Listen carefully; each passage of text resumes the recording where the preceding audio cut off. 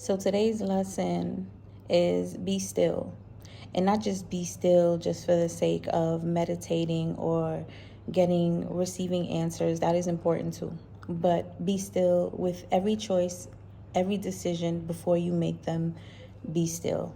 Think about, how is this affecting you? Where is this coming from? Is this something that benefits you? Be still so that you can be able to really assess if you have any bitterness, negativity, anger, resentment, hurt from past experiences, past lives, lineages, pains in your blood that is running rampant, that you haven't made aware, you haven't become aware of, so that you can clear it, release it, and no longer carry those burdens, because they're not for you to carry any longer anyway. So, for example, be still before you go and ask someone for some guidance.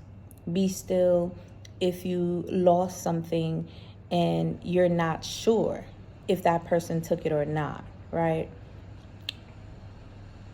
That shouldn't be your first go-to anyway, right? But you also get to trust your intuition, because every experience, every person are different. Somebody probably did, and the other person with something else probably did not, right? So you want to be still and really ask yourself, why am I feeling this way? Where is it? If it's something that you lost, where is it?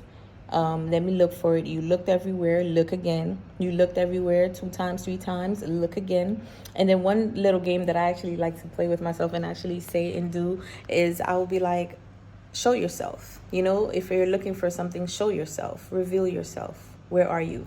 And then I let it go. Sometimes if I'm looking for it in the moment, I'll say, show yourself. And in this case, I was looking for something and then I found it after I said, show yourself. So the power in our voice, the power in our energy really helps us to claim victory over our lives every single day. Really help us to get ahead and not be behind. Really help us to create our reality, create our peace, create the things that we want and bring it to us. But you have to begin to start asking, right? Seek and you shall find, ask and it shall be opened unto you, not open unto you. Ask and you shall receive, right? Knock and it shall be opened unto you. These powers of words are words of frequency of power within you, that when you express them out in your reality, it will reveal itself. It's not just belief alone, although belief definitely goes a long way, but you really have to temper that energy within you, right? So I had an experience again, like I lost something and I couldn't find it, and I wasn't blaming anyone at all. And I just asked for whoever was around me if they had it, if they saw it, and they didn't. And I'm like, man, that's so interesting, because I can't find it. I don't see it. And then I'm looking for it, and when I was going to grab my scarf, it was under my scarf, right? When I was looking for it, I was like, show yourself. And then I cleaned my bed, and then I removed my scarf, and it was right there. And I told her about it. One of my friends, I told her about it. And she was like, oh my gosh, like, the devil always seems to find a way to challenge you. And I said, I agree. But I also had to say, it's not devil energy, like it's something outside of you, a shadow outside of you. God is not a shadow outside of you. It's not an energy outside of you. They both operate within you. The polarities of as above, so below, higher mind, lower mind, they all operate within you. And you have to take responsibility to choose, are you going to operate from the higher mind or the lower mind, right? Not lower mind would be accusing someone, and I've let me say this, I'm gonna be honest. I've done this. I've accused people of things and I was wrong. And I've accused people of things and I was right, with proof or without proof, if you understand what I'm saying. Sometimes I'm not saying for you not to, if you don't have any proofs, just let it go. Yeah, just let it go. But also, depending on the experience, the situation, the person, place, or thing, you want to trust your gut. You want to trust your intuition, because that's all you have. That's one of the most powerful tools that you have in this world. And if you don't harness it, you don't nurture it, you don't develop it. And unfortunately, school, foods, your environment, certain music frequencies, drinking, smoking, doing anything excessively tends to deteriorate that ability to listen to your intuition, right? Where your external environment is louder than your internal voice. So you want to train that. And of course, how do you do that? Meditation, go to nature, calm down, slow down, be at peace with yourself, right? So that you can hear when your emotions, your ego is getting outside of you. So instead of, if I was to say, hey, and she even said it, that energy could really damage relationships and connections. If I was to blame or accuse somebody of something, it would have been like, man, here you are, you have tribe, you have people that care about you, that's coming in. Doesn't mean they'll be in your life forever. Doesn't mean you'll be next to them all the time. Maybe they are tribe, but maybe you'll go this way, that way, but you'll still be connected, you still be supportive. You'll have your own support team, your own support system, your own tribe, your own light. They think, they see like you, all of that, right? To support you, to support each other on your journey. Right? And you could have damaged that. You could have sabotaged that because of your inability to check your ego, to check your lower mind, to check your lower self, because you're so quick to anger. You're so quick to confusion. You're so quick to not trusting someone because of past experiences, right? That led you to not trust anybody.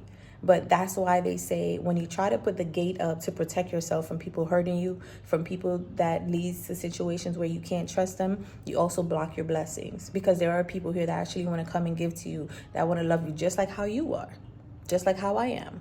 Very loving, very giving now, but I had to learn not to overextend, to set boundaries, to be discerning, to trust my intuition.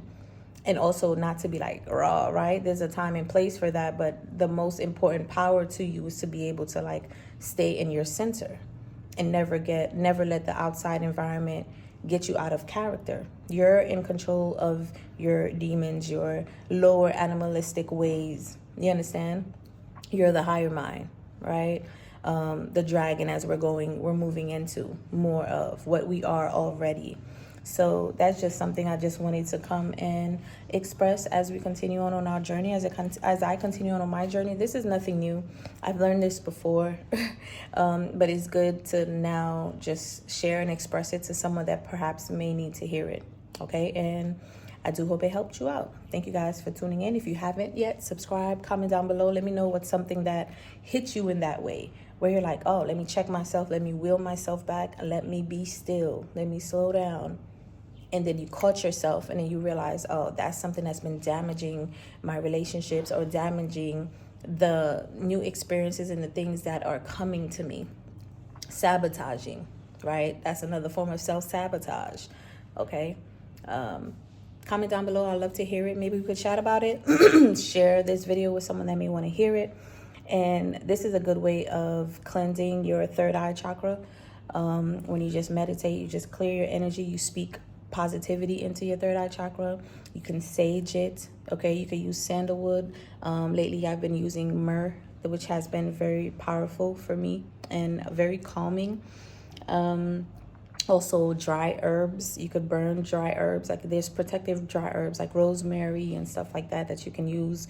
Lavender, if you have dry lavender flowers, stuff like that, okay? Because you really want to realize that you are the main character, and everything. Let's say if you feel funny about somebody, besides your intuition letting you know something's wrong or something's not right with that person, or at least their energy is not in alignment with your energy and your purpose and your path, it's either that or there's different reasons, right? Maybe you're clairvoyant, you're claircognizant, you see certain things before this person even tries to show it to you. You just feel it, you see it, you sense it, you taste it, or whatever it is.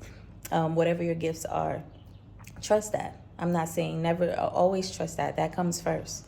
And then allow people to show you themselves, show up themselves, or dig a hole for themselves if that's what they choose to do. But never jump the gun. Never be so quick to point a finger, right? You point one finger, 3 is pointing back at you, right? So never be quick to point a finger.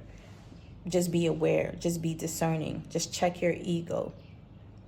Okay? Yeah, I hope that helped. All right. Thank you guys for tuning in. Peace out.